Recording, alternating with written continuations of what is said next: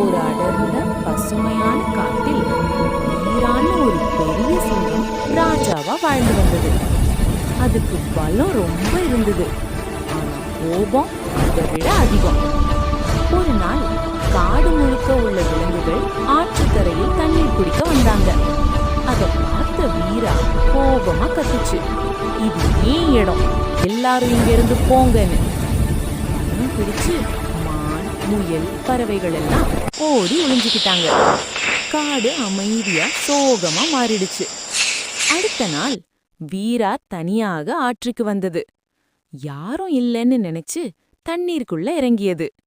ஐயோ, தண்ணீர் ரொம்ப ஆழம். வீரா தத்தளிச்சது, உதவி கேட்டது. அப்போ தூரத்திலிருந்து அதே சின்ன விலங்குகள் வீராவை பார்த்தாங்க. பயம் இருந்தாலும் நம்ம ராஜாவை காப்பாத்தணும்னு ஒன்னா முடிவு பண்ணாங்க. மரக்கிளை, கொடி எல்லாம் கொண்டு வந்து வீராவை இழுத்தாங்க. சில நேரத்துக்கு பிறகு வீரா பாதுகாப்பா வெளியே வந்தது. வீராவின் கண்ணுல கண்ணீர். நான் கோபமா நடந்துகிட்டேன், நீங்க நல்ல மனசு காட்டுனீங்கன்னு மன்னிப்பு கேட்டது. அந்த நாளிலிருந்து வீரா மாறுச்சு. கருணையோட எல்லா விலங்குகளையும் சமமா பார்த்தது. காடு மீண்டும் சந்தோஷத்தோட சிரிச்சது.